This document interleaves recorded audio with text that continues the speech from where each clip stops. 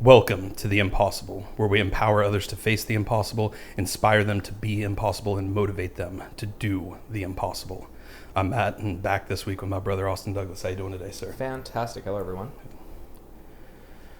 You possess an inner force that seeks to guide you toward your life's task, what you are meant to accomplish in the time that you have to live. The first move toward mastery is always inward. Learning who you really are and reconnecting with that innate force, knowing it with clarity, you will find your way to the proper career path and everything else will fall into place. It is never too late to start this process. Instead, you want to see your work as something more inspiring, as part of your vocation. The word vocation comes from the Latin, meaning to call or to be called. Your work, then, is something connected deeply to who you are, not a separate compartment in your life. You develop, then, a sense of your vocation. And that is a quote from one Mr. Robert Greene in his book, Mastery. If you guys have ever read that book, you know it is a phenomenal guide, not just in how to become a master in a specific pursuit, but really how to master the art of living as a human. And he offers that we all have a calling to find our vocation in life, to find what we often call that purpose, fueled by that burning passion that helps realize the change we want to create in society and more broadly in the world. And I could think of no more perfect man to have this discussion of mastery with than Mr. Paul Oneid. Thank you for being here today, sir. Well, thank you guys for coming down. It's great to meet you. Yeah.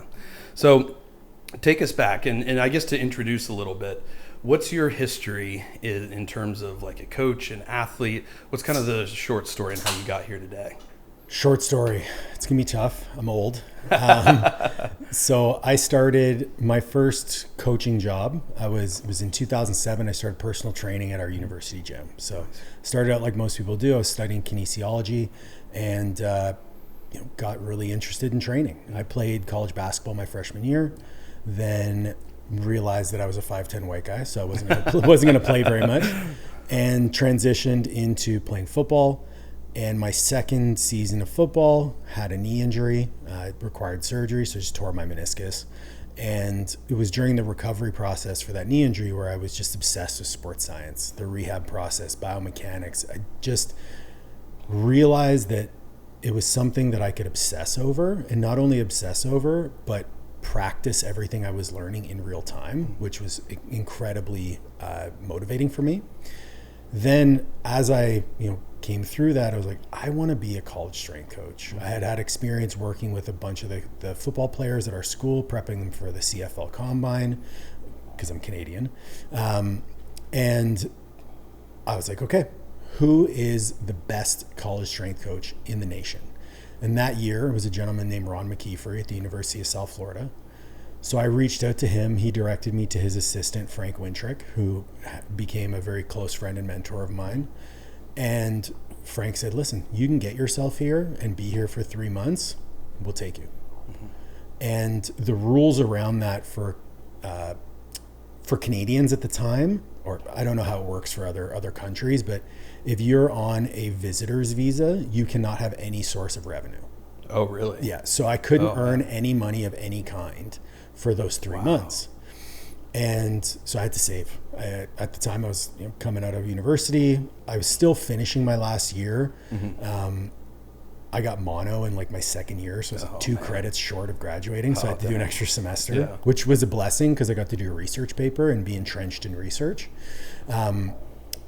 So that final semester was working like 4 jobs and ended up saving up enough money during that time. Also, I did a 1-week internship with Joe DeFranco. So I drove down to Jersey, spent a week with Joe and his coaches. And by the time that summer rolled around, I had saved up $12,000. It's like amazing. I can live for 3 months. And I get down to Florida, do the 3-month internship. While I'm there, my dad convinced me to do my master's degree. Okay.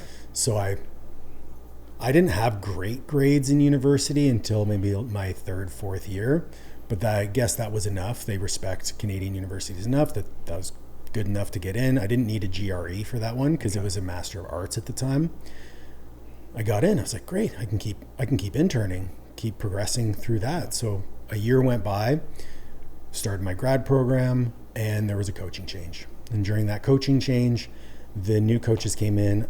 They kind of saw me as Frank's guy, Ron's guy. So I didn't really get a fair shake, in my opinion. So I started applying for jobs, and I ended up landing an assistant position at Robert Morris University with Todd Hammer. Okay. So I left that master's degree early, started another master's degree at Robert Morris, went through those 2 years with Todd, and they were transformative in so many ways, which I'm sure we're going to get into.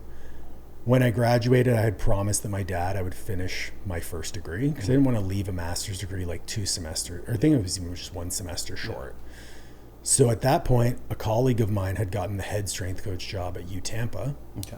So he hired me. Yeah. So I was able to go down, work for him, finish my degree. And when I graduated from that degree, my brother had just had his first kid. So I was like, man, I really want to be closer to my family. Started applying for jobs in Canada, ended up getting hired at Queen's University, which is like the Harvard of Canada. Yeah. I was also the first full-time strength and conditioning coach in Canadian collegiate athletics. That's awesome. No other school had a full-time dedicated strength coach. That's wild. Yeah, which was really cool. This was 2014. Mm-hmm. So I was there for a year. The infrastructure around that position just was not supportive of a healthy lifestyle, and I ended up burning out pretty significantly. My first 3 months there, I accumulated over 120 hours of overtime because it was a unionized position. So I was only getting paid and mandated to work 35 hours a week. To put that into perspective, I had 15 teams that were mine. I had no assistants. 15 sports teams? 15 sports teams. How many athletes roughly do you think that was? About 600. Oh my God. Yeah, and so those were all mine. Oh, dude. And then I also had to teach a class, and I had to manage an internship class of 50 students. Dang. In 35 hours. So they forced me to take 3 weeks off, during which time no one worked with the teams, just so I could kind of pay back that time in lieu. And it was just during that period where I realized, this isn't where I need to be. I got to a point where I couldn't give the athletes what I wanted to give them because I had nothing left. Yeah. And ended up leaving that position, started like personal training a little bit. That's when Master Athletic Performance was incorporated. Okay. But it was just me trying to figure it out. Mm-hmm. And at that point I was like, I'm done coaching. I'm just going to get a real job. Real job. So I started working as a functional rehabilitation specialist with an insurance company, which essentially was me coordinating treatment plans for individuals on disability trying to get back to work. Yeah. Which again, I didn't think much of it at the time, but it was a blessing because I got to work with so many different populations. Mm-hmm. It was also my first exposure to dealing with people with mental illness. And when you go from, can I swear? Oh yeah, that's fine. When you go from motherfucking a kid on a field to trying to convince Sally that it's okay to walk to the end of her driveway, it's a completely different communication dynamic. That had to be a shock to the system. But, that company did a phenomenal job of providing us continuing education. So that's when I learned about cognitive behavioral therapy, motivational interviewing. It started my interest in the human side of coaching. Mm-hmm. And I did that for 6 years while I built Master Athletic Performance. So throughout those 6 years, I got to a point where I was making twice as much in the online space as I was in my full-time job. Mm-hmm. And I called my mom. I'm like, I'm going to do this. I'm going to go full in on this. Yeah. It's time. And she said some of the most impactful words to me. She said, if there's one person in the world that you can bet on, it should be yourself. And, my mother and my father are phenomenal human beings. I got so lucky with where I was, like who I was born to. And that was in 2021. Mm-hmm. Went full in. A year goes by. My then girlfriend, now wife, came on board about a year later. We started growing like crazy, started hiring assistant coaches. So at this point, we are the two of us. We have 5 other assistant coaches. Okay. It was around 2021 as well when Coach's Corner University started out. Mm-hmm. And it was me and my friend Tony Montgomery, who, if anyone knows Tony, incredibly intelligent man. He's now a PhD in cognitive neuroscience, specializing in military populations, a lot of psychedelic treatments, and the impact of exercise on all that, which is incredibly That's really cool research, and it's so nice to see cool. so much more of it coming to light now. Oh, dude, Tony is just an amazing human being, former Marine. So Nice. and that was great while we were together. He stepped away when he was doing his PhD, just couldn't put the time and effort in, which I totally respect. And Coach's Corner University as a platform kind of stagnated. But throughout that time is when I started mentoring other coaches, and the mentorship grew. And now I'm at a point where mentorship is doing fantastic, coaching is doing fantastic. I'm now devoting my time back to the platform of Coach's Corner University as an educational community. I'm really excited about what the future holds there. So that's like my coaching arc of how I've gone through it. As an athlete, I actually started obviously playing football, basketball. My mom introduced me to sport. She was working for the YMCA. So like my earliest memories are just me in the YMCA running around doing stuff. Yeah. And when I got to South Florida, I had a ton of knowledge. Like I've always been a nerd. I've always been, entrenched in sports science. But you get to a place where you share no common culture, no common history with these young men and women. They weren't listening to me. And so I went into Ron's office and I was like, Mac, why won't these kids listen to me? I know what I'm talking about. And he said, Paul, you're one of the smartest kids I've ever worked with. But why are they going to listen to a white guy from Canada who's never played football? I was like, well, why am I here then? And he said, you're here because you need to figure out how to help them. And he's like, they need to see you competing in something. And at the time I was very entrenched in West Side, Joe DeFranco, that sort of type of training. So I was already really strong. I was like, I'm just going to compete in powerlifting, see what it's all about. At this point, I'd never lifted on kilo plates, didn't know what a squat bar was, didn't know what a deadlift bar was, but I decided to train for a meet. And as soon as the kids saw that I was registered for a meet and I was training for one, like specifically for that, all of a sudden they started listening. And so I used that as my credibility piece because they knew, like, oh, Paul can dust us in the weight room. We got to pay attention to him. Ended up pursuing powerlifting. And when I left the US, came to Canada, probably the most fortunate position I could ever be in as an athlete, because when I moved to Canada, a friend of mine, Shane Church, lived in my hometown. And Shane at the time was the number 1 242 equipped lifter in the world. I reached out, I'm like, Shane, I'd love to train with you. I'm going to be in Ottawa every weekend. Where are you training? He said, I'm training at Dynamo Barbell. It's a garage. It's like a CrossFit gym with a barbell club attached to it. Jay Nira is the owner and Willie Albert's the co-owner. And I was like, Jay Nira and Willie Albert? He's like, yeah. I'm like, man, when I was young at the YMCA, I used to see those guys training. Oh, man. And at the time, when I moved back, Jay was the number 1 220 raw lifter in the world. Willie was the number 1 181 lifter in the world. And their training partner, Cade Weber, was the number 1 242 raw lifter in the world, trying to break Larry Pacifico's record. Oh, man. So I walk in to number 1 242 equipped, number 1 242 raw, number 1 220 raw, number 1 181 raw, and I'm their training partner. Those are the best plays, but you had to be scared shitless, trying to. So my first experience was, I walk in and they're already training because they wanted me to see them training to see if I was a good fit. So I walk in, Kate is doing triples on the squat at 675, bare knees in sweatpants. Jay is doing, I think, 6s or 5s at 705 on the deadlift. But Jay is an absolute, he's just a gorilla of a human being. And he's very sensitive to caffeine. So when he drinks caffeine, he pukes. Oh, man. So he's grunting, kind of talking under his breath, sounded like gibberish, pacing back and forth, and then would run outside, puke, come back and hit his deadlifts. And then Shane is walking out 800-pound squats equipped because we didn't have a monolift. Walking him out. So this is the training environment that I'm walking into. I'm like, fuck yeah, this is where I'm supposed to be. Yep. So at the time, I trained for my first meet as a part of Dynamo Barbell. Ended up, I think I squatted 300 kilos for the first time. Ended up deadlifting 300 kilos and qualified for Raw Unity, which at the time was the most the biggest raw meat in the world. The likes of the Eric Lilly Bridges, the John Hack was there, Kevin Oak, Larry Wheels. So like all of these really big lifters at the time. And I'm just walking in, I'm like, oh, hey guys.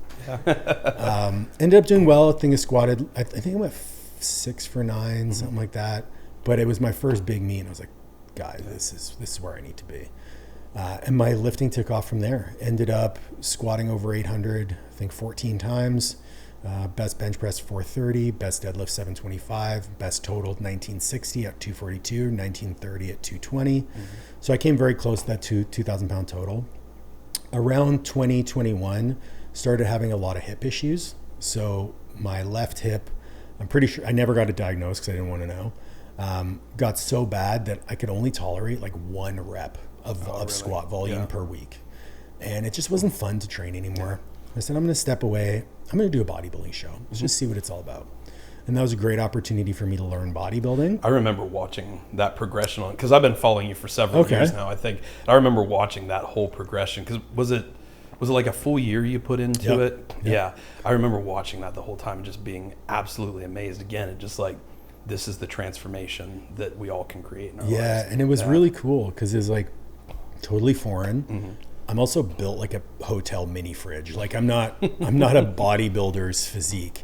But I did the work, put it in. My only goal was like, I'm just going to be the most conditioned person on stage because that's what I can control is my effort. Ended up doing okay. Obviously not a refined bodybuilder by any means, but during that process, I put on a ton of muscle. And afterwards I was like, I'm healthy. My knees don't hurt. My hip is good. I think I can go back and do something cool because at the time, the all-time Canadian squat record was only 7 kilos better than my best. Oh, really? And the record was held by one of my best friends, Jeremy Hamilton. So I called Jer. I'm like, I'm going to break your record. And he's like, if anyone's going to do it, I want it to be you. Well, let's go. And around that time, I started dating my wife, who lived in Toronto, and it was during COVID. So I trained for that meet in Jeremy's gym. So which was super cool. Dude. And ended up training for that year.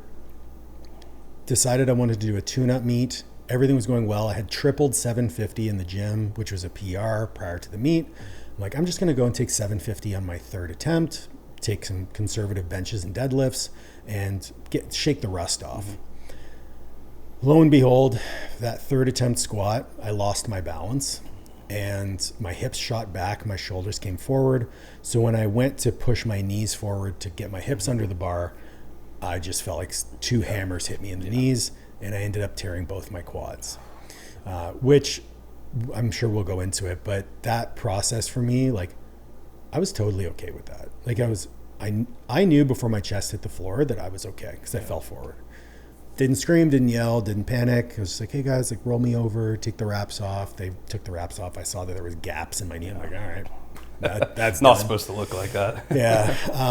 So they got me off the platform, and that's when I made eye contact with my wife and kind of realized like, I might be okay, but this is going to be her responsibility while I'm healing. And that crushed me. Took the rehab as seriously as I possibly could. I reached out for help from so many individuals, learned so much during the process, and ended up rehabbing very, very quickly to the point where 13 months later, I did a bodybuilding show and won. Nice, dude. So that was kind of the transformation there. And then now, after that bodybuilding show, Liv and I decided that we wanted to try and start a family. She was going to compete in her first year as a pro in the IFBB. And I kind of came to the real, I'm like, I don't want to be a bodybuilder trying to raise a kid. Like, especially where I was at, I'm like, I'm gonna have to be 260, 275 in the off season. I don't want to do that. What's another hard thing that I can do? Reached out to my friend Cody, who is now my coach. Cody, former powerlifter, ultra runner, and he works with Army Rangers. That's a full-time job as strength coach for the Army Rangers. I said, can you teach me how to run? I want to compete in tactical games. Oh, dude. And he's like, for sure. Yeah. So again, dove head first into that. And now we're at a point, this is actually 2 years ago in 2 days is when I tore my quad. Or Really? I think so. It was either the 11th or the 13th, one of the two. Anyway, 2 years ago, Now I'm running 40 miles a week, and I'm going to be doing my first trail race next week. 30K trail race in California. Yeah. So that's the journey, man. Yeah. There's a lot there to unpack, obviously, Yeah. but I think that whole story, both on the coaching side and the athletic side, is such a perfect testament to that process that like Robert Greene lays out in that book we read the quote from at the beginning, where he talks about, finding that calling, finding that pull, that kind of gravitational pull, which we define as passion toward something in your life. And I think we all inherently have that, and it will change over time, like it will refine it, but there's always that core foundational piece, like you mentioned, wanting to do something hard, something to really challenge yourself, something to, it sounds like you've got a piece where you like to walk into environments where you're kind of uncomfortable, like you have no basis, no background, and just see like, where can I push this, where can I grow, where can I learn, which I think is a really powerful skill to be able to have built. Yeah, I've thought a lot about this, because identity is something that is really important to me, because for a long time of my life, I didn't know who I was. And so I've kind of framed it, the journey of identity, as we start off our lives, we are who our parents tell us we are. Then we branch out, we become social creatures. So we are who our friends tell us we are, or we try to mirror our friends to some degree. So you are your environment. Then you go off to school, you start learning, and your identity becomes the things that you do. Then at some point you can't do those anymore. So whether we look at powerlifting, like there was a point where I was finished powerlifting and I couldn't do that, but there was a period in my life where I was Paul the powerlifter. And coaching has been a constant, but at the end of the day, I'm not Paul Oneid, the coach. I'm just Paul. Yeah. So how do I transition through this arc of identity to where my identity is not attached to anything external? Because if it becomes attached to something external, your identity becomes fragile. Because if that thing gets taken away, or that external construct gets removed, you're bare, you're raw, you're naked. Who are you? One of my favorite questions to ask young coaches that I work with, and some clients, is if you had to tell me who you are, but you couldn't use your hobbies, your work, your faith, or your family in that answer, who are you? Because the way I look at it, those things are a manifestation of self. They are an outward reflection of who you are. So even as Robert Greene described vocation, it's the calling. He describes it as a reflection of self. It's not you. It is a reflection of you.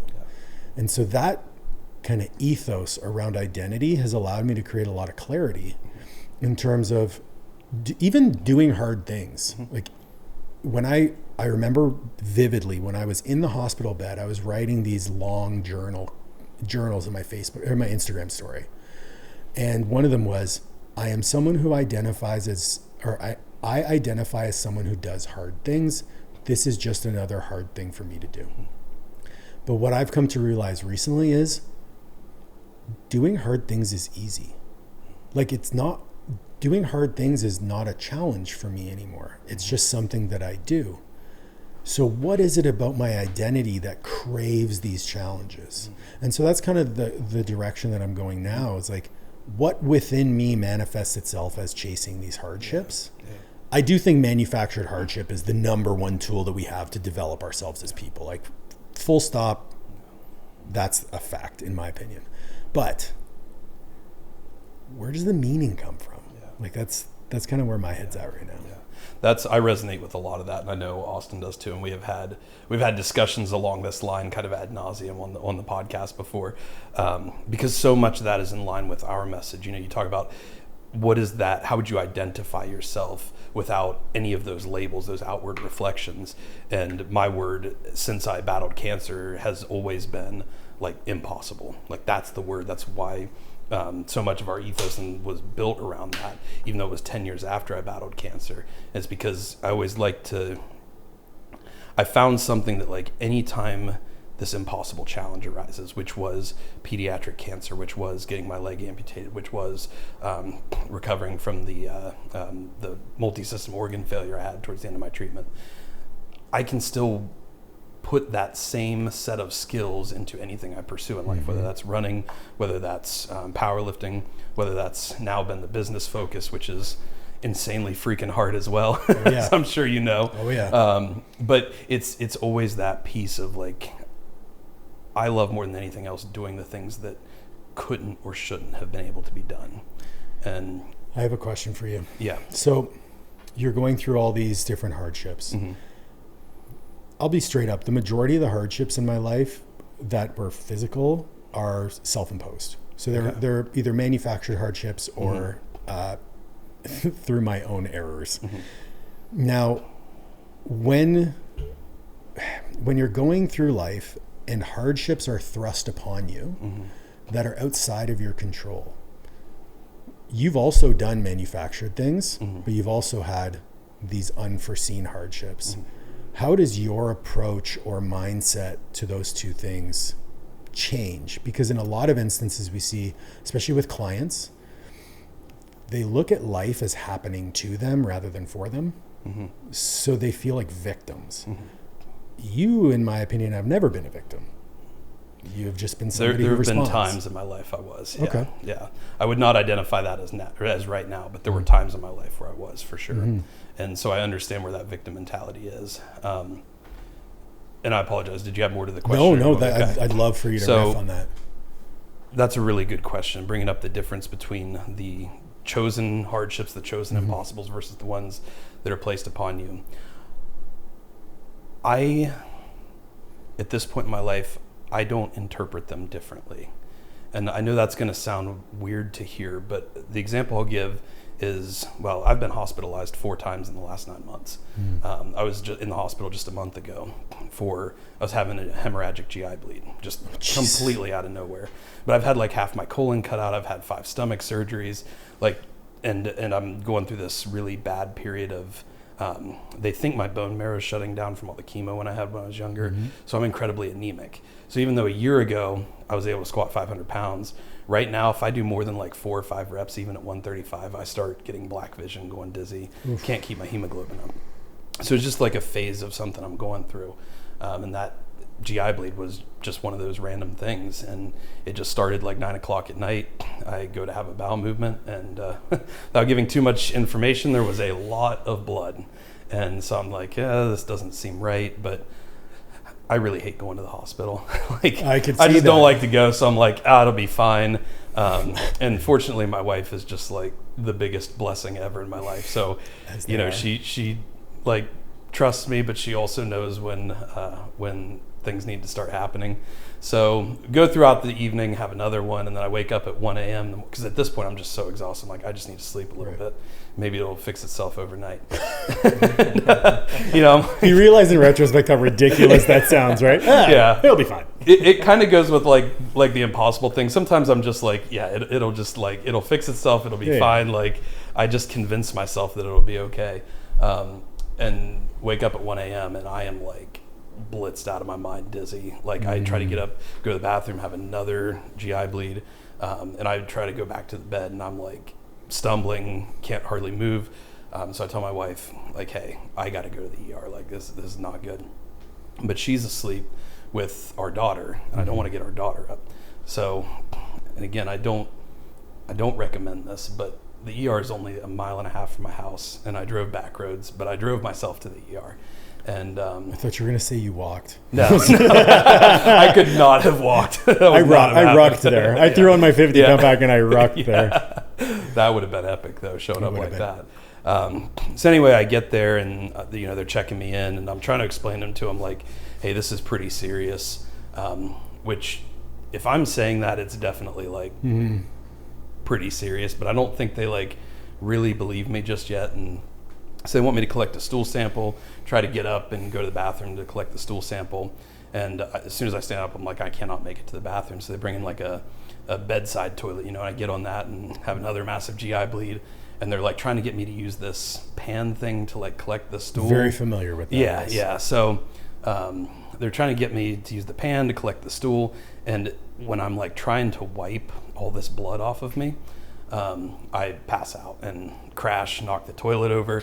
I wake up completely like bare ass naked with 4 big ER dudes trying to like pull me up into bed, and I've got blood all over me, you know? And so it's like, okay, here's another one of those like hardship thrust upon you. And to me, it just like,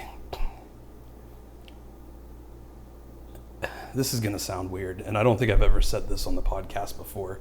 And to some people, I think it's really going to concern them, but I promise you it's not like some damaged, broken part of me. Yeah.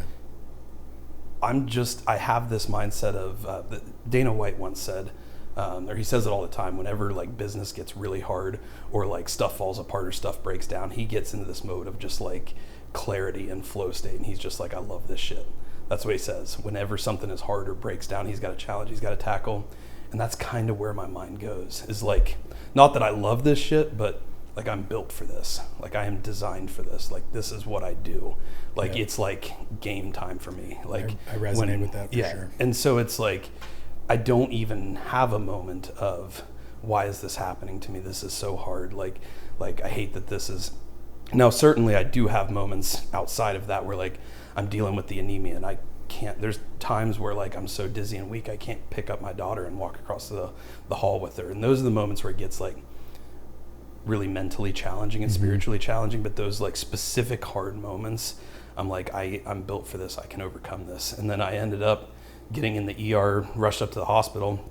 I was in the ER up at the main hospital for like 13 hours. I was just sitting in an ER room and I like pulled my laptop out and I was coding on our app. I got 20 hours of coding in on our app while I'm like sitting there. Now it wasn't the most efficient, productive work, but it was, you know, still work. And I was like, this is time I can push forward in this other direction. It's funny you say that. So when I got hurt, my first thought was, all right, I can do this.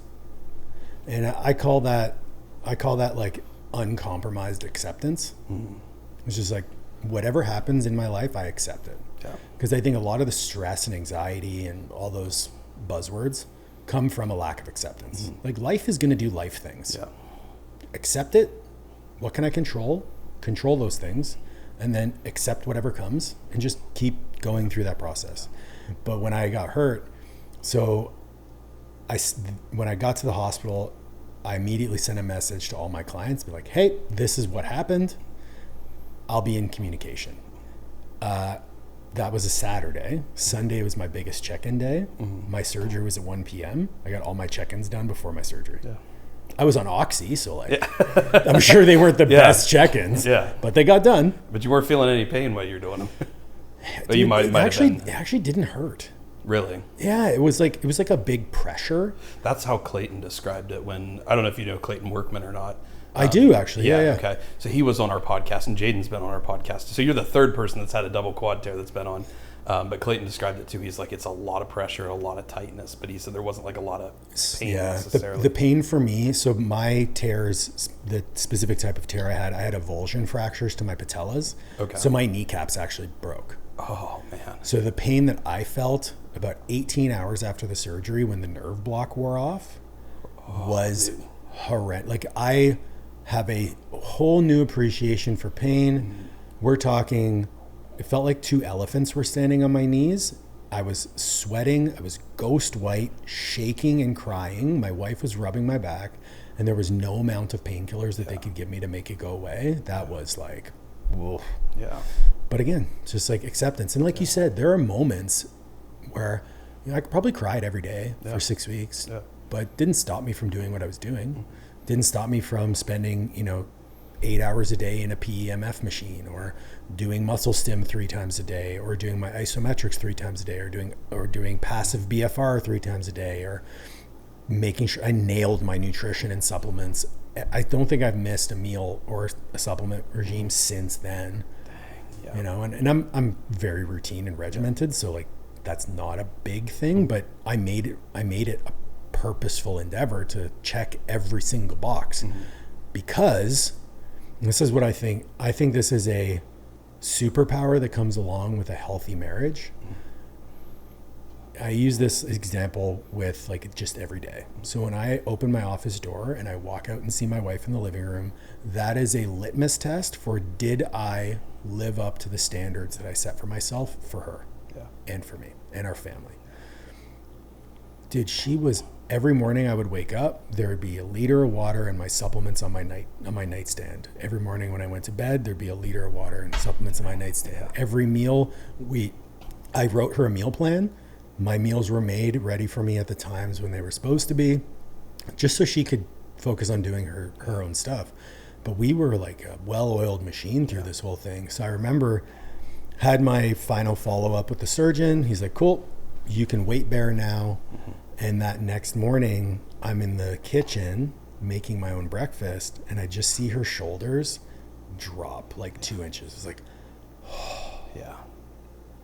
And for anyone who's ever gone through something like this, like being a burden on your partner is probably for me as a man, that was one of the hardest things that I've ever had to endure. And it destroyed my ego. Like I had no more ego at that point. Like when I was in the hospital, she had to wipe my ass. Yep. My average step count for the month of July was 47. Because all I was doing was going from the hospital bed to the commode beside my bed because I couldn't fit the wheelchair in the bathroom. So I had to take a poop. I would take the poop, tie the bag up, let her know, hey, whenever you come down, take that out to the garbage. I was peeing in bottles, so she had to empty my pee.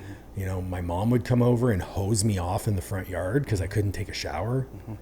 Like there is no ego at all there. You just have to be fully vulnerable and open. And one of the things that really helped me through that process is understanding that I am deserving of love. Like that was probably the biggest lesson that I learned in those 6 weeks was you are deserving of the love that you are getting, and you need to make sure that you're doing the things that you're doing to repay them. And those things that you need to be doing are the things to get you better. Dude, that's a beautiful story. And it honestly was bringing tears to my eyes because I feel like I understand that so well. When I was in, this would have been 2022, because of all the stomach surgeries I had with my colon and stuff, I was deadlifting. Oh no, it wasn't even a cool injury. It was a dumb injury. I was deadlifting April of 2022, and I finished deadlifting, and I was taking the 100-pound plates off, and I was like, Austin might have been there. I can't remember, but I like took a plate off, and just having the one leg thing, I wasn't paying attention to where I was going, and I tripped and kind of stumbled with a 100-pound plate as I was like turning to re-rack it. And so then I just felt like a pop, and ripped an old surgical incision that they never like closed up. They just put mesh over top of it. Ooh, okay. Yeah, so all that mesh ripped open, and then all of my intestines kind of spilled out past my abdominal wall. That's a pretty cool injury. Yeah, well, it would have been cooler if it was like a deadlift PR, you know? But it was like I was just unloading the plates.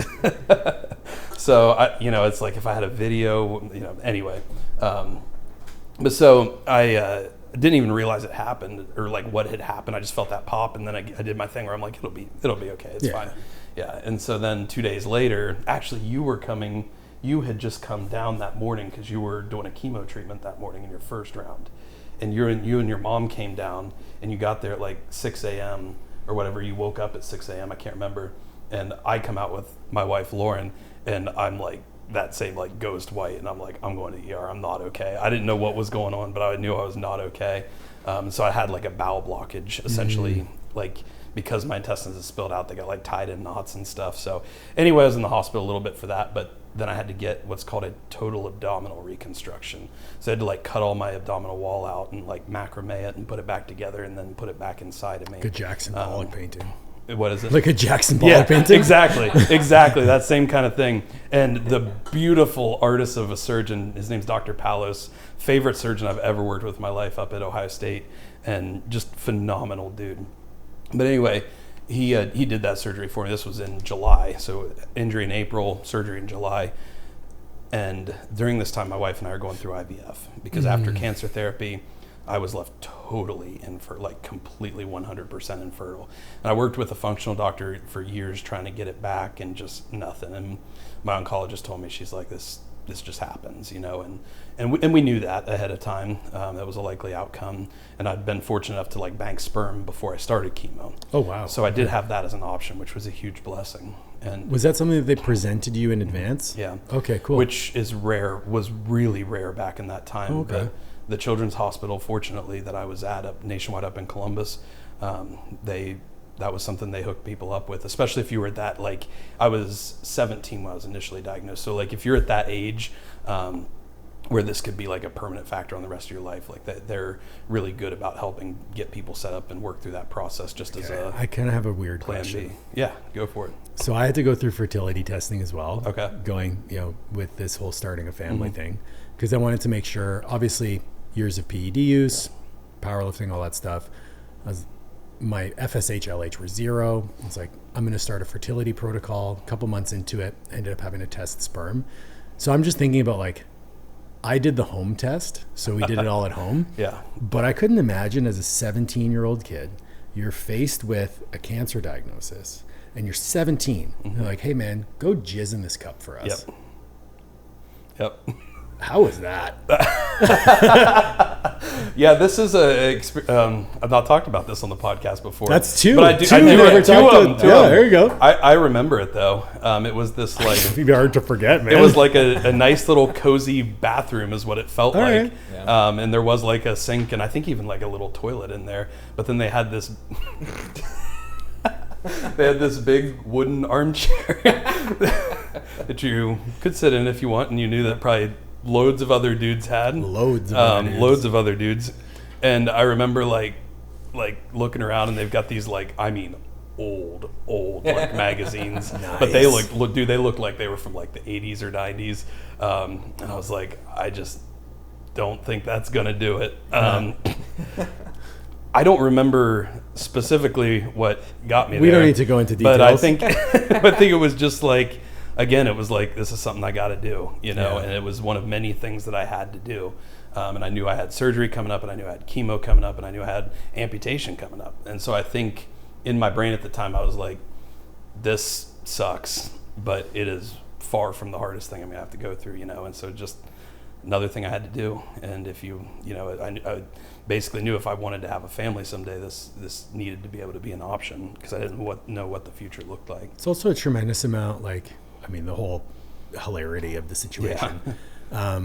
It's also like a bit of a foresight to be like, I'm going to get through this, and I'm going to have the opportunity to have a family. So if I truly believe that I'm going to get to that point in my life, then I want to do this for sure. I love that. Yeah. And I think some of those pieces are what really helped me get through a lot of that time, having that belief that there was still a future beyond that. And it is hard too at like 17, I wasn't thinking about kids. I wasn't really thinking about a family. I was thinking about, going off to college, doing all these plans that I had for life. And so to me at the time, like telling me that I was going to become infertile was like, that was like minor compared to the other things I was thinking about, and then it ended up, 10, 15 years later being probably the very hardest part of all of that. And that's when we were going through IVF, which is just a brutal process. You're dropping tens of thousands of dollars with basically blindly not knowing if or how it's going to work. And we had several failed attempts. And one of those we were doing it through June, July of that summer. I go in for surgery mid to end of July. And just before that, we'd done an embryo transfer. It was either our very first or second one. And we got blood work back that my wife looked like she was pregnant. Well, then a week later, when we are driving to the hospital, we are parking in the parking garage of Wexner Medical Center. We get a call from the IVF office, and it comes through the car, and it's the IVF clinic telling my wife that, hey, it looked like you were pregnant, but the second round of lab work is showing that it looks like it's going to be a miscarriage. And so my wife gets that, her vocation in life is being a mother. Like that is the thing she loves and adores and is passionate about more than she has always wanted that. And she is the best mother that I could ever ask for our daughter. But she gets this call that like, hey, you're going to have a miscarriage over the next 5 days. And I'm going in for this major surgery. And so she's in the hospital, dude. Stays with me the entire time. Goes through a miscarriage in the hospital. While she's wiping my ass. While she's taking care of me. And dude, I'll tell you what, like, people, like to congratulate me on the things I've done, and I'm very appreciative of that, and the things I've been able to accomplish. But I point to that story every time as like the single greatest moment of strength I will ever have the opportunity to witness. But it's like you say, though, having a relationship of that level and that caliber is a cheat code for life. 100%. And then when you have a child that kind of plugs into that relationship, we decided fortunately, about a year and a half after that, we were able to get pregnant, and then she had our daughter in June of 2024. Greatest blessing of my life. And we decided before that, because we had seen other people have kids, and it kind of like tore their marriage apart, and they started fighting, and they started, and we'd seen some marriages fall apart from it. We just decided, we made the active conscious decision, like, we don't know how this is going to happen, but we're going to decide right now that having a kid is going to make our marriage stronger. And it absolutely did. Yeah. And now I would say it's in a stronger place than it's ever been. Yeah. And so it's just that same piece of building a human relationship, whether I think it's like, whether it's like a marital relationship or a partner, or if it's like a coaching client relationship, like there's just this, like, when you build these incredibly profound, strong relationships in your life, it can enhance the work you do at a level that multiplies far beyond just two individuals doing work. It's a powerful thing. Yeah, I think about marriage a lot, because so this is my second marriage, and my first marriage was what I would consider to be unhealthy, and the marriage that I have now is the most incredible relationship that I have ever been in of any kind. I didn't believe that this sort of thing existed. And my wife is the most incredible human being. And I'll kind of backtrack a little bit. Are you familiar with the concept of sliding versus deciding? No, I'm not.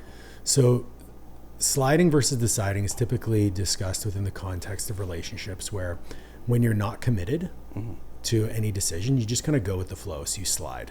So you start dating somebody, you're like, oh, well, I'll just keep my options open. Oh, my lease is up. Do you want to move in together?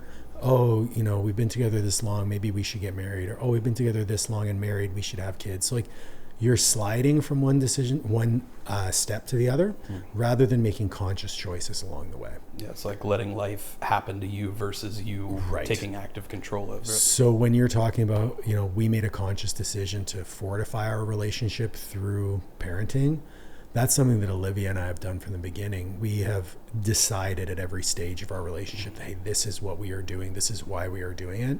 And that level of consciousness and mindfulness around every step is something that has truly created something beautiful. She sent me something this morning. She's like, because we literally talk about being parents all the time. Yeah. We're so excited about it. When it happens, it's going to be amazing.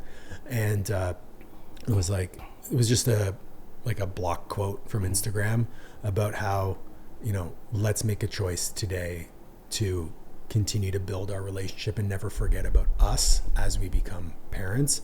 And I think that's just a representation of, we have decided at every step. Yeah. So we're not just gliding through life, letting it, letting the wake take us. No, man, we're paddling and we're working hard, and because we know we're building something beautiful. Yeah. It sounds like you and your wife have just something incredible. Well, it's been a huge blessing, and it's been, a journey in and of itself, because when we first got together, I was battling alcoholism at the time, and it was just a wild ride and a journey of both of us progressing and building as individuals. But now it's to the point where we've built a marriage and a family and like these things that just fortifies the relationship so strongly that there's just nothing that could ever break that, and I feel 100% confident when I say that, and the amount of assuredness that it gives you, and knowing that you always have that is just peaceful. It's profound. And also, I know you can speak a little bit. I was telling him the other day, his girlfriend Riss, they've been together for a few months now. And one of the things that I was telling him the other day that I've witnessed from like their relationship, because they're two people who I would say have built themselves separately for a long time and found kind of a perfect match within each other. And one of the things I told him that I saw most when they got together was that she helped him to see some of the most beautiful parts of himself that he didn't even know were there. Dude, I love that. Yeah. Good for you, man. Yeah, it was a lot of sliding, and now it's a lot of deciding. It's all deciding. Yeah. And that's just to hearken to that point. I really do. I've now become, firsthand witness to that sort of to that position within a relationship, and it has. I mean, it's humbling to hear that from Matt, but it really is true, because it's always been. I've always struggled, I would say, with being a bit more nihilistic in terms of my position in life, even though I know that I'm built to serve, but it was a long time of just trying to where to aim that service towards, and what particular pathway I needed to take with that. And Impossible Performance came along, and I was like, I found it, it's there. But I always felt I was personally 90% there. 90% on the way. I'm like, but there's just this 10% that, as we probably all know, even though that 10% is small, the actual gravity of which it's able to apply upon you and kind of hold you back from really letting go and kind of going full throttle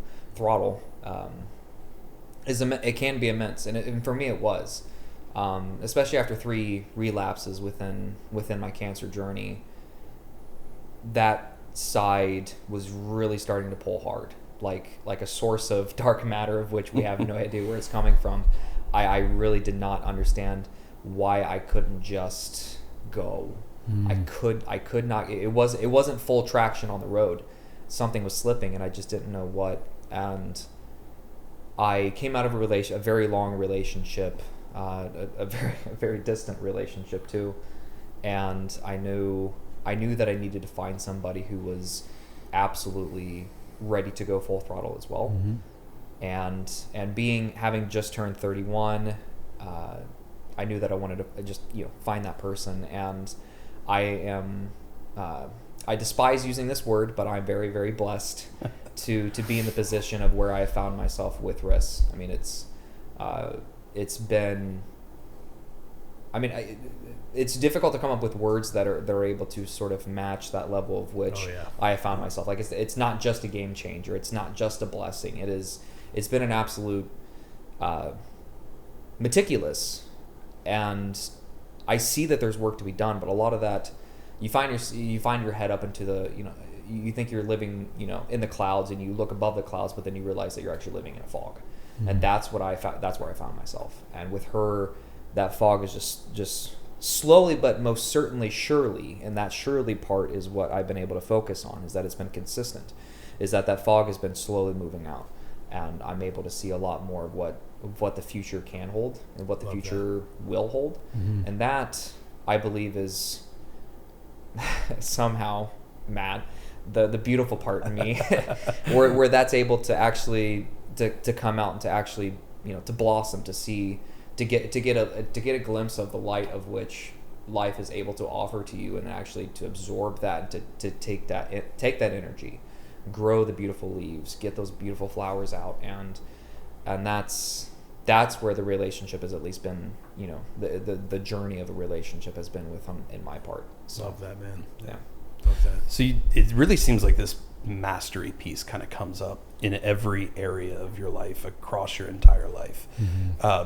Is that maybe more what you would kind of identify yourself as, like, without using those labels, saying like, I master the things that I pursue in life? You could.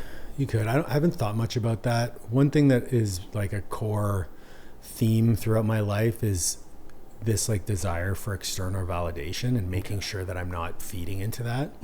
So when I grew up, obviously I came to this through a lot of therapy and reflection, but my parents are amazing human beings. I have a younger brother who's, again, an amazing human being, a little quirky, kind of weird.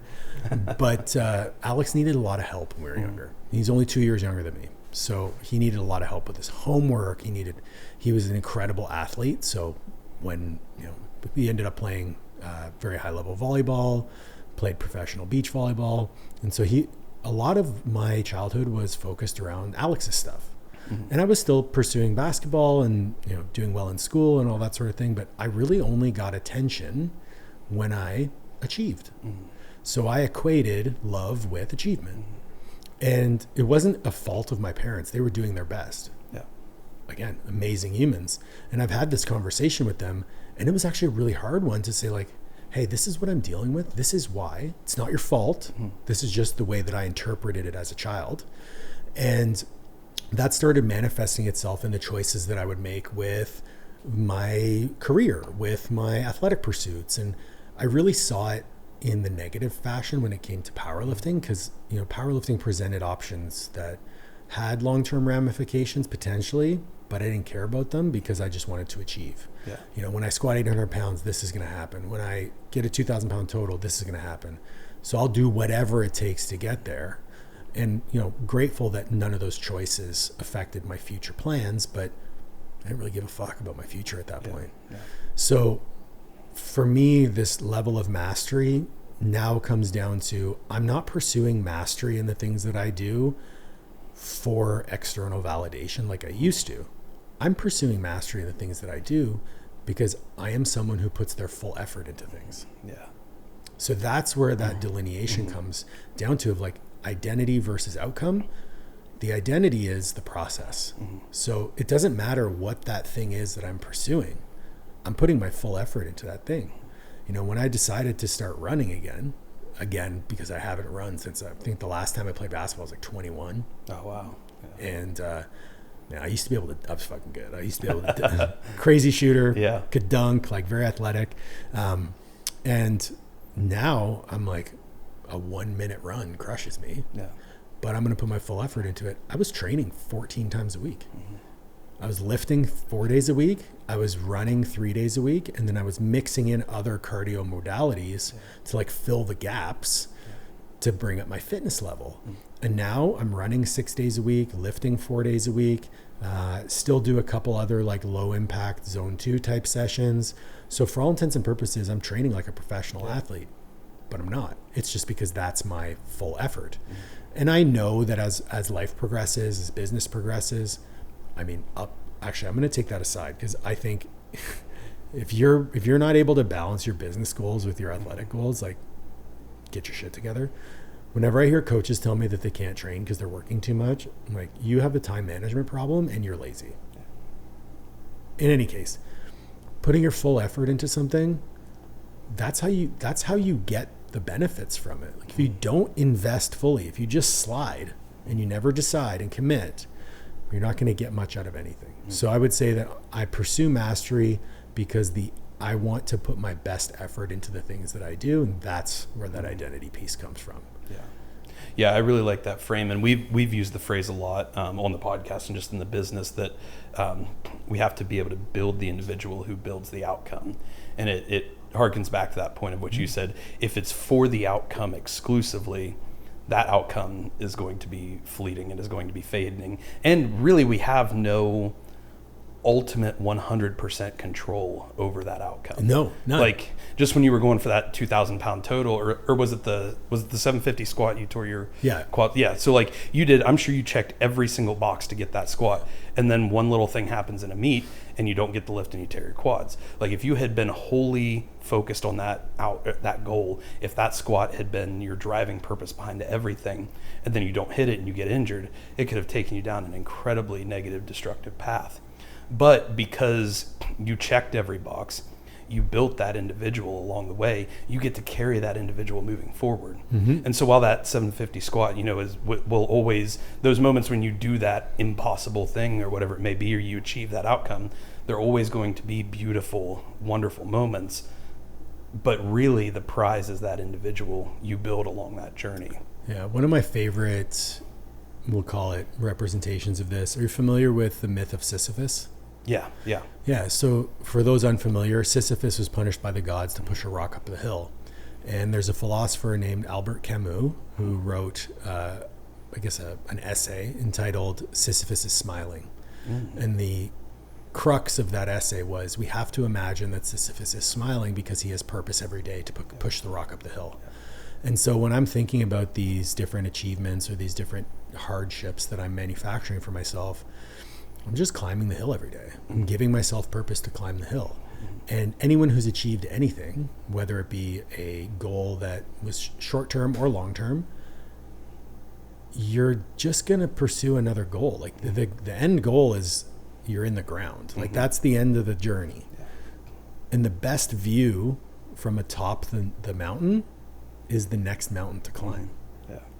So just enjoy the climb. And that's really when we can build, I think, a peace in our mental, emotional, spiritual state that yearns for that journey, just yearns for the process. That's when I think real mastery starts to come through in any pursuit in life. Because like you said, when you imagine Sisyphus smiling, just simply for the work and the ability to do it, and that's something you can show up to every single day, regardless of what's going on. That's something I always try to remind myself. Like, whether I'm in the hospital, I'm like, hey, this is an opportunity. We talk about turning challenge or creating opportunity from every challenge, and that was another opportunity. Like, hey, I'm in the hospital, but I've got all this time. They put 3 units of blood back in me, so I'm able to some energy now. Yeah, so I can think clearly. I'm awake, and so I'm like, I can just sit here and work. And I had 20 hours to get work done that I wouldn't have had done otherwise. So it's that simple process of just always finding, like, where can I live out and continue to build upon that individual whom I've decided I want to dedicate my life to building. And you can find that opportunity amidst any challenge. I mean, even the podcast this weekend, and like our whole business has been kind of run on this model of we're going to do it and we're going to figure it out along the way. That's a big model of ours. And just even today, like we had one of our camera stands we didn't have, and the table has this weird slant on it, so the mic stand doesn't attach perfectly to it. So Austin's going at like 6:30, 7 o'clock this morning to Home Depot, finding pieces to like make it work like and patch it together. We have a rubber door stop, anti-slip tape, and a Cobalt camera tripod.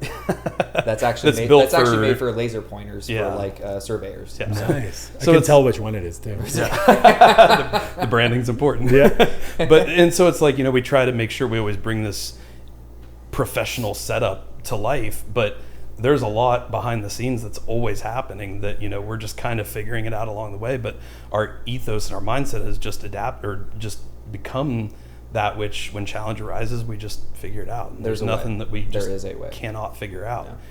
So I think that is a piece that when we can really hone in on that. How do you help people get to that place, though? Because that's not an easy place for people to just, it's one thing to say it, and it's another thing to actually get there. So how do you help people make that transformation? It's a bit of there's a long drawn out way of talking about it, but the simple fact is, we manufacture constraints within the journey to stack wins. So if you look at Bandura's model of self-efficacy, the main driver of self-efficacy is these micro wins. And he calls them mastery experiences. Okay. So as you stack wins, you build self-efficacy. Self-efficacy is your confidence in your competence to achieve a task. Okay. So the more mastery experiences you have, then the more evidence you can rely on that you're capable of achieving success in that next challenge. And so through these micro wins, you build self-efficacy, and then the end goal just keeps climbing. So as you climb one step of the staircase, the top of that staircase gets a little bit higher. And ultimately, you're never going to reach the top of that staircase like we discussed earlier, because there's always something else you're going to keep climbing to. So by orchestrating the coaching environment, whether it be your exercise selection, whether it be your macros, whether it be the habits that we're trying to achieve, we set them just outside that circle of comfort Far enough that it's a challenge, but close enough that you can rely on those mastery experiences to realize that you can step up. And you essentially just build out that, I call it a runway of progression. So you're just building out that runway of progression. And if we talk about, let's say nutrition, phenomenal example. You've never tracked macros before. If I throw macros at you, you're like, bro, what's a food scale? How do I use my Fitness Pal or macros first? Like, what? Yeah, some people don't even know what a carb versus a fat versus a Exactly. protein is. Yeah. But if I tell you, hey, Matt, I just want you to track, I just want you to weigh your food. And here's an app. This is how you use it. I don't want you to worry about any targets. I just want you to eat the way you normally eat, but you're going to measure the portion sizes that you're eating. So that first step is just about learning the skills required to track macros and creating an awareness over what's in the food that you're eating. Cool. Once you have experience with that, here's your protein target. Yeah. I want you to make sure that you hit at least X amount of protein per day. Well, that's just outside. I'm already tracking my food, weighing my food. Let's go for protein. Yeah. Cool. Now you're hitting that protein. Let's backtrack a little bit. I want you to make sure that you're hitting that protein goal in 4 meals a day. So the protein goal is 180 grams of protein. That means in 4 meals, I have to eat about, 45 grams protein a day, whatever it is. All right, well, I know that chicken is my protein source in this meal. I put it in the app. I'm like, okay, 140 grams of chicken. Not quite there. 160 grams. Oh, not quite. Okay. 180. Boom, did it. I'm going to eat 180 grams of chicken in this meal. And then you start to realize like, oh, this isn't that complicated. Now you stack, cool. Now we're eating 4 times a day. We're hitting our protein goal. Let's try to get that within 2,400 calories. Oh, another constraint, another challenge. But I'm already doing those first 3 steps. Just another step. I can do it. It might take a couple weeks, whatever. But we as coaches play the role of creating awareness, making sure that the eye on the prize is there, obviously helping them overcome any roadblocks, social events, meals out, all that sort of stuff that comes along with it. And all you're doing is building self-mastery experiences that allow them to see what's possible if they can continue along that goal. And the beauty of an approach that is stepwise and focused on the client and where they are at is the potential for backslides becomes very small, right? So you have very few failures in that process, but it also creates this level of self-awareness and control that they have, because we know that if our locus of control is internal, so the locus of control is essentially your belief that you can impact the outcome. So if you believe that the outcome is outside your locus of control, so an external locus of control, you're less likely to put in effort, you're less likely to adhere. But when you see that locus of control is internal and you can play an active role in that process, man, it just becomes so much more possible. And so this organization of constraints travels in parallel to everything that we do, whether it be coaching someone in nutrition, as I described, coaching someone in their training, manipulating exercise variables, tempos, rep schemes, exercise selection, to even the way that you organize your business. Yeah. Let's just create these micro wins stepwise as we go. And the business side has become very interesting to me because everyone comes to me in a different place within their business. And I've modeled my mentorship in business around true mentorship. It's not a course. Yeah. If anything, the curriculum is you. It's where you are at, what type of business you want to build, where you see your life going in the future. And most mentorships are courses. They are, here's your curriculum, these are the steps you're going to take. But no 2 businesses that I have helped build are the same. Yeah. So that would be me doing a disservice. Does that make it harder for me to sell my service? Absolutely, because it's a bit more ethereal. But that's a challenge for me to clarify my messaging and then to better organize the way that I communicate that. And to me, it's all the same philosophy. It's just creating micro wins, improving your self-efficacy, and allowing you to follow that runway of progression to wherever you want to be. Yeah. Doesn't matter the avenue. Yeah. That's really cool to hear, because that kind of takes me back to when I was first diagnosed with cancer. I'm like 17, getting ready to turn 18 years old. And it just like complete out of left field. That was not on the radar of possibilities for me at the time. And so, after that initial diagnosis, and I think most cancer patients can resonate with this, but you go through this very numb period where you're just trying to accept this new reality and you don't know how to. And I remember, I don't know exactly what it was that triggered this in my brain, but one thing I came to is I knew that people were going to be watching me. And so I said, well, I can kind of either be the person that just like shrinks away and hides away until this is done, and I just kind of like, I guess, let it happen to me, as we talked about earlier, or I can use it as an example to inspire, motivate, like show people what can be done. I didn't know what that looked like or how that was going to happen. But what I decided to, because I was like, I don't know how to beat cancer. I don't know anything about cancer. I didn't even know anything about the human body at that point. Like I literally knew nothing at that point is what I feel like looking back now. And so I said, I don't know how I'm going to do this. But I came to this idea that what if I just don't worry about beating cancer and I make my only daily focus becoming somebody who could beat cancer? And then like every single day I'm looking at like how would they, down to the granular levels of how would they talk, how would they think, how would they eat, how would they dress, like what are these little micro things I can do that somebody who was a cancer survivor would do or would have done. And those become that kind of made it click for me. And that became now our process of being impossible is what we call it. You've got this impossible goal, whatever it may be. What are the actions that somebody who's going toward that goal would take to ultimately get there? And then you just take it literally just one day at a time, and you don't worry about, or as much as you can manage, you don't worry about that goal in the future. You just worry about building that individual today. What, I don't know if you've ever thought about this, but I have a feeling that you might have. So we know that the placebo effect is real, right? Yeah.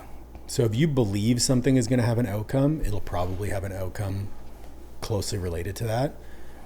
I would venture a guess that if you went back to 17-year-old Matt and he did let life happen to him, I don't think the Matt would be sitting across the table from me. I think that your belief in yourself played a much larger role in your ability to overcome than any of the actual actions that you took. Yeah. And I agree with that 100%.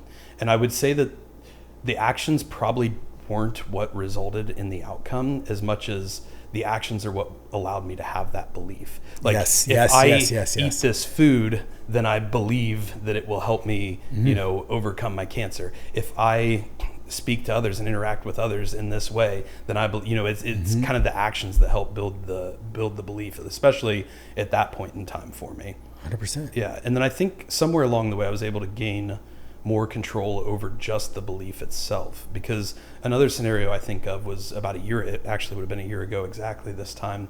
I was working with Curtis, and I'd never worked with Curtis before, but I'd worked with Jaden so long, who were both clients of yours. Yep. Both have been on this podcast.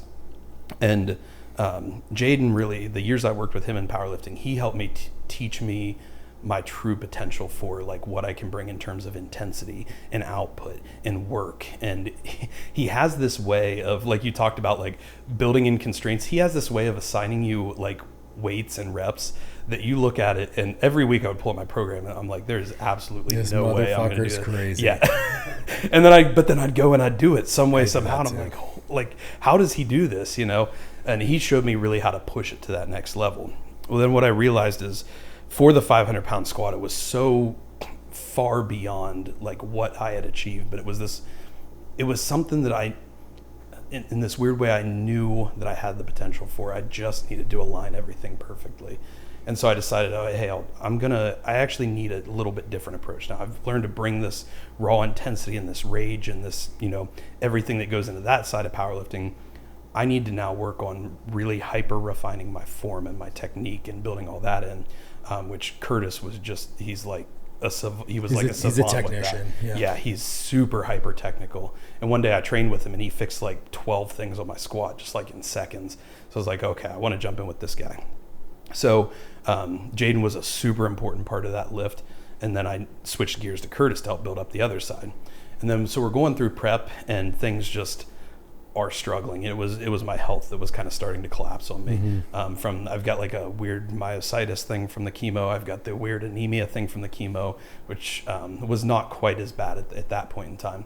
But anyway, we're going through this prep, and it was about this time. We were about 4 to 6 weeks out, and I'm like shaking under like 360, and I'm supposed to squat 500. And I'm like, and so probably not going to happen. So Curtis sends me this message one time, and I've talked to him about this actually on the podcast. He sends me this voice message, and he said, like, hey man, like, you know, you're putting in good work. You know, I really like what's happening here. He's like, you know, at some point we might need to have a discussion about like what we want to see for August. And he had the best of intentions because he was trying to, you know, tell me like, hey, you know, you're doing the work, but there's some external factors here that we can't control. And we might just want to discuss, you know, like what August might look like in terms of, are we going to chase the 500-pound squat, or do we want to go out and just have a really good meet? And I know that he had like the best of intentions. It was really trying to help me out as an athlete, because there are some athletes that, and I think some coaches that would just let their athletes go toward this completely unrealistic goal and then fail, and then it would crush them. And I don't think he wanted to see that for me.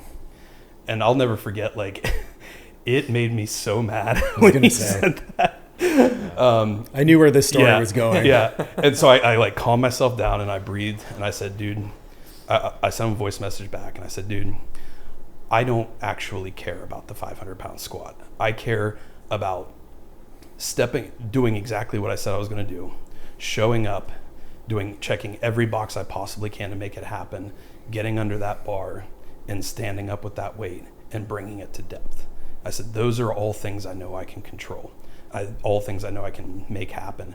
And I want to be the person that shows up and has that, what we call unruly faith in our own potential, to be able to perform and succeed in ways that just shouldn't be able to happen. I said, I would rather step on that bar or step on that platform, fail the lift and bomb out of the meet than show up and not try the weight. And to Curtis's credit, as soon as I told him that, he was like, all right, man. He's like, let's go. We'll program for it. We'll make it happen. And so once he realized like that was my ultimate goal, like I'd rather fail the lift than not attempt it, which is absolutely true. You know, we were right back on path. And I told him, I said, I know it sounds crazy, but I have this thing where I can like manipulate my own physiology to show up when I need to. And sounds crazy, and it's probably not even true from a realistic perspective, but it was that belief. Like I believed that so hard within myself. And we even created shirts for the day of the meet that said limitations do not exist on the back, because that was the only message I wanted going through my mind that day. I'm sorry, I'm laughing. No, you're good, dude. But You're good. the only thing that I was thinking of when you said limitations don't exist is Mean Girls. The limit does not exist. The limit does not exist. Like the math thing? Yeah. But That's funny. Listen, what Curtis did in that moment, that is a skill as a coach that you cannot teach. Yeah. It's recognizing the person's psychology on the other end, especially in a remote situation where he's not with you, is recognizing that the psychology of the individual, what they need to hear in the moment to get the performance out of them, but also placing a constraint upon them that will unlock that for the individual. So I don't think that message was sent to realign your priorities. I think that message was sent to get you to believe what you just said. Oh man. Dude, I never even thought about it from that perspective before. Whoa. He Jedi'd you. He is Jedi mind trick. Yeah. He does that though, and I recommend anybody I hear wants a powerlifting coach, I recommend them to Curtis, because phenomenal coach, just and a human being as well. And he also is like this gold standard of what a father can be.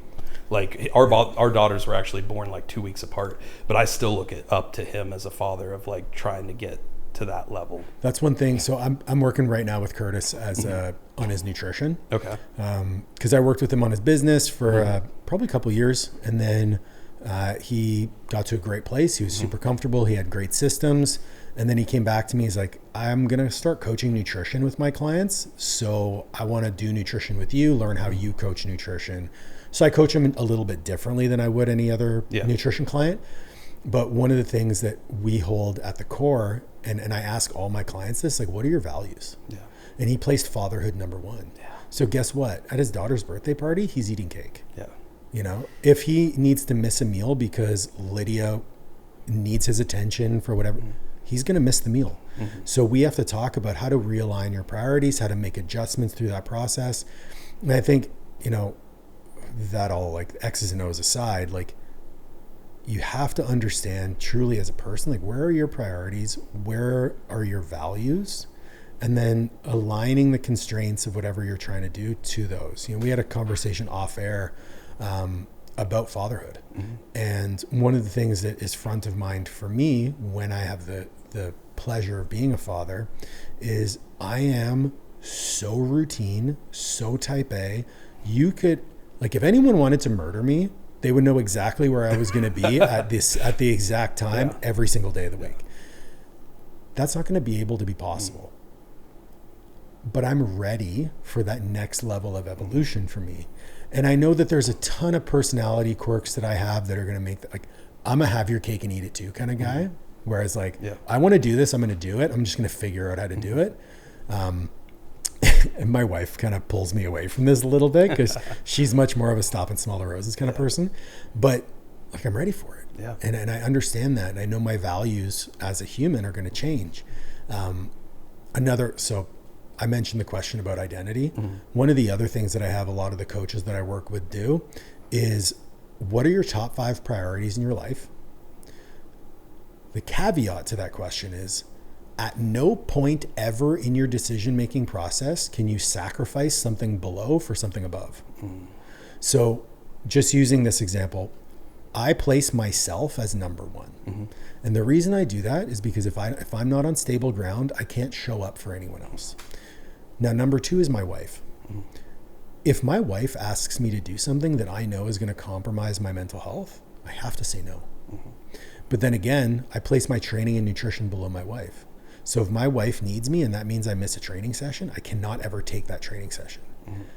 My personality quirk is that, I'm going to still train. I'm just going to wake up 4 hours earlier. That's exactly what I do. And I've said the same thing. We've talked a lot about priorities on the podcast. I've said the same thing. I label my number one as like my health, because that's like my biggest challenge, or my biggest rate limiting step that affects everything else. And so I try to keep that as dialed in as possible. Some of the nuance we've had around that though is there are times where, like, not that you ever place a lower priority above another, but there's times where you kind of have to shift your, I guess maybe your time investment or your commitment that. And I'd be interested to hear your thoughts on this, because there are times where, like, I've got my health as number one, but I don't sleep 8 hours a night, you know, and I know that I don't get as much sleep as I need, or as my body should have, to really optimize my health. And so I have had this kind of internal battle before of, well, am I really living in accordance with these priorities? Because I'll stay up to get a workout in, to make sure I'm achieving my business goals. It's like, well, am I actually living in accordance with my priorities, or am I making just short-term sacrifices for the long-term payoff in the work that I know I need to do in these other areas? It's a phenomenal thought experiment. Okay? Yeah. So one thing I will say is, you have to understand what good enough is to fulfill the priority. Okay. So are you getting enough sleep that you're able to function? Yes. Cool. I would call that satisficing. Okay. So it's sufficient, but not great. I see. So you've satisficed for that variable. Then you can move on to the things below. Now, if you weren't getting enough sleep and your function was starting to decline, then you could say, okay, things are not happening. But when you talk about sacrificing in the short term, you're actually sacrificing in the long term, because that detriment to your health that you're potentially making is going to catch up with you. The debt always comes due. And this is like a very high level way of looking at it, as when you are organizing your priorities, there are going to be some things where you don't necessarily need to maximize. You can just optimize. I see. Like, you don't have to get 8 hours of sleep. We know that, like, if you actually want to dial it back, the research suggests that your body will adapt to the amount of sleep that you get over time. Okay. So let's say that you get 6 hours of sleep. Those first couple of weeks of getting 6 hours of sleep is going to be pretty rough, but eventually you will fall asleep faster. You will get into REM sleep faster. Your body will adapt its processes to the environment that you present it with. We also know that if you get the same 6 hours of sleep, so from, let's say, from 9 to 3 every night, well, that's actually better in some cases than getting 8 hours, but that 8 hours being scattered all over the place. Yeah.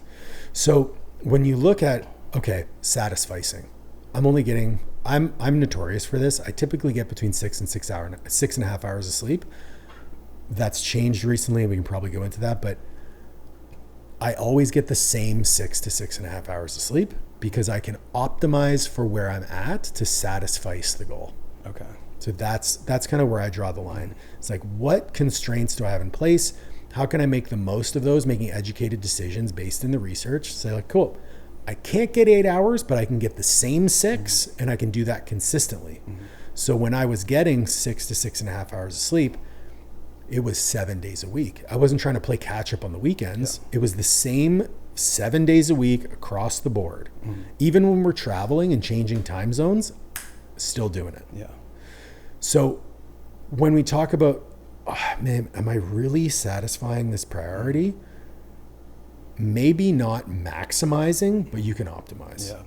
That actually helps a lot, that line of thinking, because I am also one of these people that, like, when I commit to a priority, I want to be 110%. Like, I've got 4 priorities that are like my things I put all of myself into.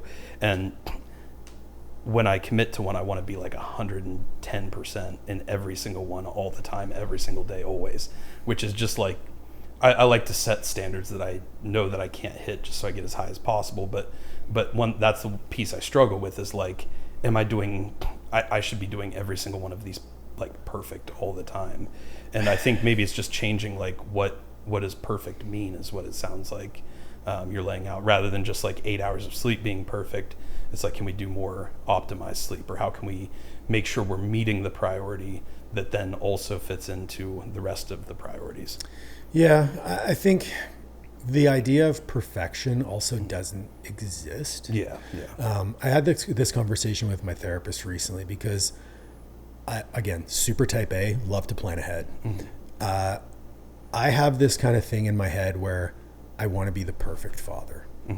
And so one of the things that I was thinking about at the time when I was having this conversation with her was ensuring that I set up the business so that I can spend as much time with my child as I could, and, you know, making sure that I fulfill every need of the child. And she's like, did you ever think that if you fulfill every need of your child, that you are robbing them of their ability to regulate themselves? And I was like, nope. Never thought about that. One of the most amazing tools at our disposal, one that I lacked for a very large portion of my life, was being able to regulate myself, being able to pause, reflect, and then respond as opposed to react. That is the process of regulating your central nervous system, going from fight or flight arousal to calm parasympathetic decision making. You don't get that if all of your needs are being met. So if I try to be the perfect father, quote unquote, I'm actually doing my child a disservice. So if you apply that broadly to, let's say, your priorities, are you potentially trying to maximize in an area that is pulling you down or doing yourself a disservice? I don't think getting 8 hours of sleep is going to do you a disservice, but it might make you fall short on your business and your workload. Or just the simple, like, stress and worry about, like, I should be better, I should be doing this better. That's what weighs on me, is like this, like, I should be better, you know, kind of mentality. Shooting yourself. Shooting your pants. This is where, for me, I've had to do a lot of reflecting, because I feel a lot of the same pressures you do. And this is why I kind of fall back to this satisficing. Like, is it satisfactory to be sufficient in an area to check the box. And sometimes that's okay. But I look at it as, what are the constraints that I'm being placed currently? So obviously within the process of getting Olivia pregnant, I have undergone like a fertility protocol. So that fertility protocol for me, as someone who is on testosterone replacement, required me to lower my testosterone dosage because the exogenous testosterone competes with the sperm production. So if I'm going to be taking HCG, which is a synthetic form of luteinizing hormone, which helps with sperm production, if I was to keep my testosterone high, they'd be competing with one another and I wouldn't have the response that I needed. So I brought my testosterone way down, actually by 60%. What I noticed is for the first month or two, I was okay. Then for the last 2 months, I was definitely like feeling depressed. And I tried to keep pushing at the same clip that I was before, sleeping 6 to 6.5 hours a night, trying to function. But we're talking about like low mood, like brain fog, like no one's business, almost falling asleep at my desk most days and having a nap almost every day. Pulled down my training volume, didn't work. Tried increasing my sleep, didn't work. Went to go speak with my therapist, got some blood work done. Turns out my testosterone's like half of what it was before. So this wasn't like a psychological depression because I'm checking all the boxes on my mental health that I can. It's a physiological depression. I do not have the physiological bandwidth to operate at the clip that I was operating at before. And so for me, it's like, okay, these are now the new constraints. So if I'm placing myself as number one and I'm not functioning at 100%, what are the things that I can do? Well, I've got to sleep more. So I made a non-negotiable, I'm in bed for 7 hours. Cool. I need to make sure that my mental health is good. And in this instance, I did opt for taking a medication, which I didn't want to do an SSRI because it's a short-term thing, and SSRIs, you have to taper up, taper down. So I got a prescription for Vyvanse to help with my energy levels and my focus. And we increased my thyroid medication to give me a little bit more energy. So cool. I'm optimizing where I can for the given constraints. But with that additional hour of sleep that I'm getting, that's an hour less that I can spend on the business. So what have I done? I'm going to feed back into the original thought, which was, I've extended my timelines. So your question about timelines comes back into play of, if my priorities are in line and my ability to allocate resources to each one changes, the variable that needs to adapt is time. So let's say you're pushing for a PR of some kind. And I don't know, let's say it's a 5% increase. And typically based on past experiences, training 4 days a week, you can achieve that 5% increase in your PR in about 6 months, which if you're an elite level lifter, that's quite short period of time. But anyway, but now because of your life constraints, you're only able to train 3 days a week. Do you change the goal or do you just bump the timeline? You just bump the timeline. Great, problem solved. Yeah, I see what you're Pressure's saying. off. Yeah. So in your instance, I think like sacrificing your health in the short term by not getting enough sleep, you are gonna set yourself back in the future. So that short-term sacrifice is actually a long-term sacrifice. But what can you do with the business to then allocate that additional hour? You can extend the timelines to allow yourself a little bit more grace. And that's a really challenging thing to do because especially these days, everyone wants things right now. Yeah. And so quelling that and doing the mental gymnastics you need to do to get yourself to a place where you're okay with it, it takes some work. Yeah. And I've had to do that. Like I have big plans for the business. Yeah. And now I'm also feeling the pressure of, well, if Olivia gets pregnant within the next few months, within a year, I'll have a child. So my timeline's now a year. In my head, I'm like, I can't bump my timeline. Yeah. Okay. So maybe I move the goalposts to the business. Yeah. Maybe I alter the goals that I've set for the business. So I'm always trying to play within the constraints that I have available with myself, and then make sure that I'm still living up to the standard that I set, which is I'm going to put 100% effort into the things that I do. Mm-hmm. But I have to allocate either a different threshold of work or a different timeline for those results to take hold. Yeah. That actually makes a lot of sense. Like adjusting those goalposts or those variables or whatever the time or the did you say time limit or the time domain? Time domain. Yeah. So adjusting that out to allow for basically, the constraints that you operate in today. I think so I don't struggle with this, like I need things to happen right now. What I battle is this, it's almost like hyperfixation on time itself. And it comes from a place of, I have very nearly and should have died multiple times in my life. It makes total sense that you feel like time is short. Exactly. It makes total sense. Yeah. And so that's what I operate. Like there's so much beauty in my life that I am so beyond blessed for. Back to Austin's favorite word there. I hate that word too. By and so it's like I want to be able to experience this as much as I can at the capacity I can for the time that I have. And I actually don't fear death at all. Yeah, like my heart has stopped before it's been brought back. I've technically medically died before. And it's like I have no fear of death. I have a fear of unmet potential. And I feel like I don't know what that timeline actually is.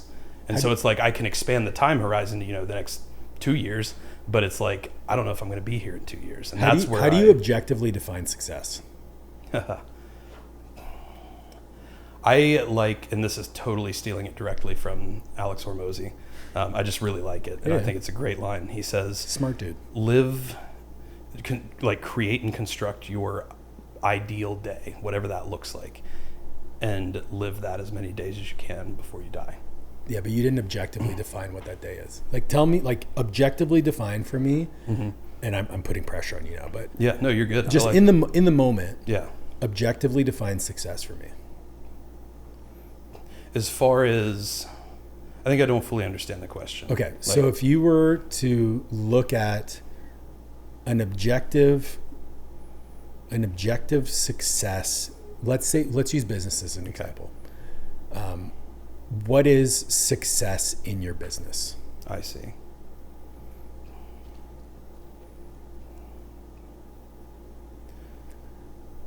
Before you answer that, the fact that it took you so long, your pressure to meet unmet potential is directed at an objective that you have not defined. So you are throwing darts at no dartboard. That's where that friction comes in. Okay. I had to have this conversation with myself a few times, and I was like, okay, what do I define as success? And my definition of success is very simple. I want to be able to do what I want, when I want, where I want, with who I want. 4 things. I achieved that probably 3 years ago. So what am I aiming for? I see. And right now, it's living that perfect day. It's continuing to be the best version of myself, because success as an outcome has already been achieved. And I think for most of us, when we look at success, if I'm like putting myself in your shoes, success for me means being a father to my daughter, being a partner to my partner, showing up as my best self each day. And however that manifests itself externally, your definition of success now just comes down to you showing up. Yeah. How much less pressure do you feel now? Because you're already showing up. Yeah. So in a weird way, I fully understand what you're saying. Push back. I'm gonna have to think on it some. Yep. I fully understand what you're saying, but when I hear that, I don't feel the pressure like slip away necessarily. But I also,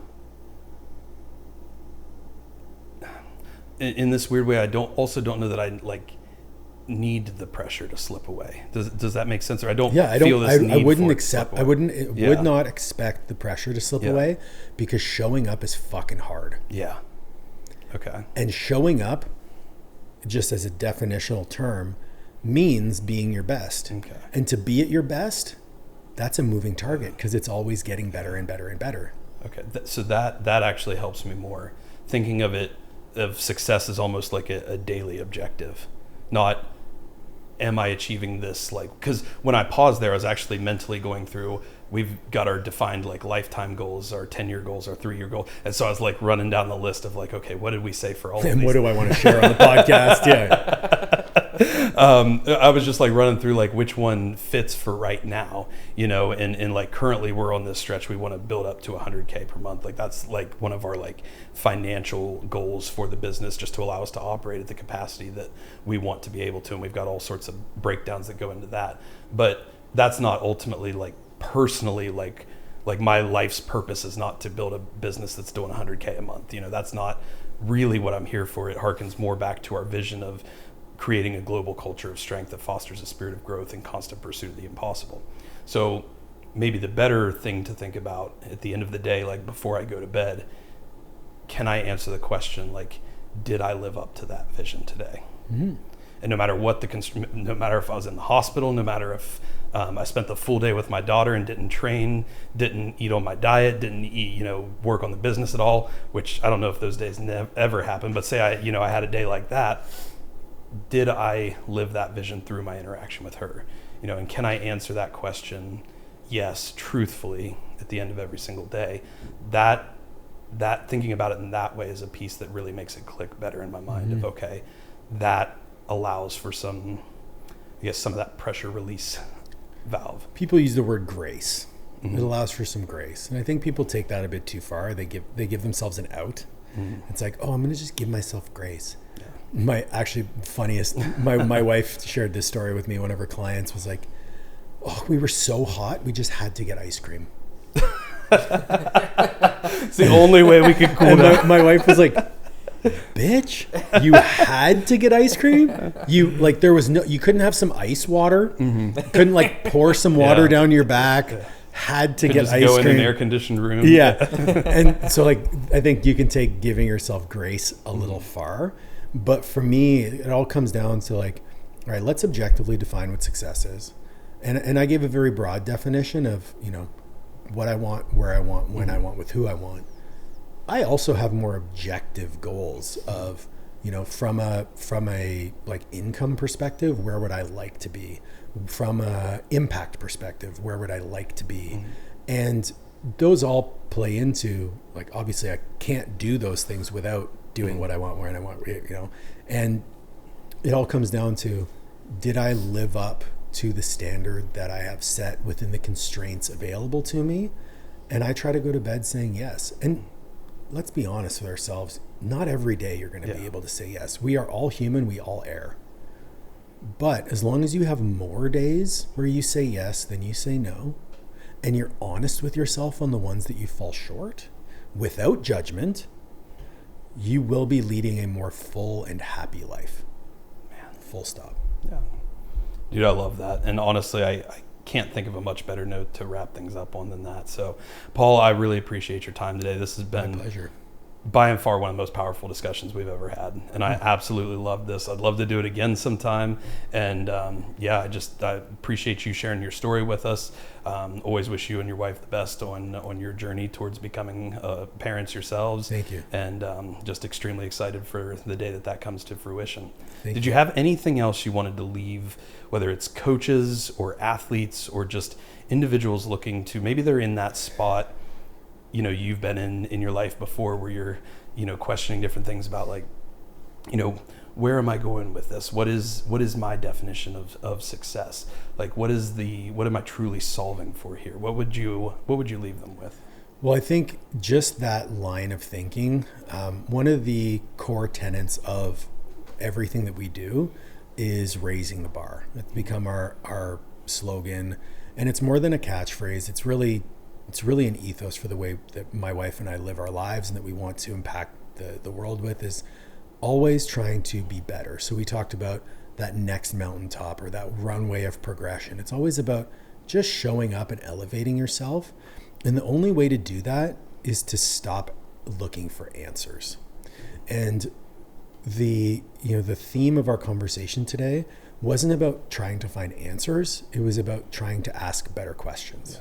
And so even when it comes to the education that we offer with Coaches Corner University or my mentorship, it comes down to let's just learn to ask better questions. And the only way that we can do that is by expanding our toolbox, exposing ourselves to different ways of thinking, and to not be caught in a box. I think when we remain open and we remain curious, the world opens up to us, and there's a tremendous amount of opportunity in that. So I think that just that line of thinking of, I'm going to stop looking for answers. I'm going to start exposing myself to different ideas and learn to ask better questions. We can form deeper relationships, and we ultimately will get better results for ourselves and the people that we work with. And it's that mindset of stepping into the powerlifting gym with 3 elite best in the world powerlifters, setting that example of how they train. And you're like, man, I have no idea what I'm doing here, but I know I can grow into the individual I'm building in this environment. So Paul, appreciate your time today. If people want to learn more about what you're doing or be a part of it in any way, where can they find you? Sure. So for coaching, www.masterathletic.com. You can find me on Instagram at Paul Oneid. With Coaches Corner University, we're going through a bit of a rebrand right now, but you can find Coaches Corner U at www.coachescorneru.com. I also have the Coaches Corner U podcast, Spotify, Apple, YouTube, all those places. And then I have another podcast with a buddy of mine, Joey Zatmary, called Building Forward, which has nothing to do with fitness. And we just talk about life and challenges, different things that, just dudes doing dude things, which has been a phenomenal enterprise for us. And that's pretty much it. If you're interested in mentorship, just reach out and we can have a chat. Awesome, man. Austin, brother, you got anything else? Absolutely fantastic conversation. Thanks, man. Appreciate it. All right, guys. Well, you know the rule. We don't run any ads on this show. The only thing we ask for is if you got something out of today's episode, which we know you absolutely did. This is one that's worth listening to 2, maybe 3 times, because there's just so much good information on how to operate as a human, building toward that potential we always talk about. But if you got something out of today's episode, please copy the link below, share it with as many people you know whom you believe it would help as well, because at the end of the day, that is how we do everything we are striving for at Impossible Performance, because here we are working to build a global culture of strength, fostering a spirit of growth in constant pursuit of the impossible. Thank you guys for listening, and as always, be impossible.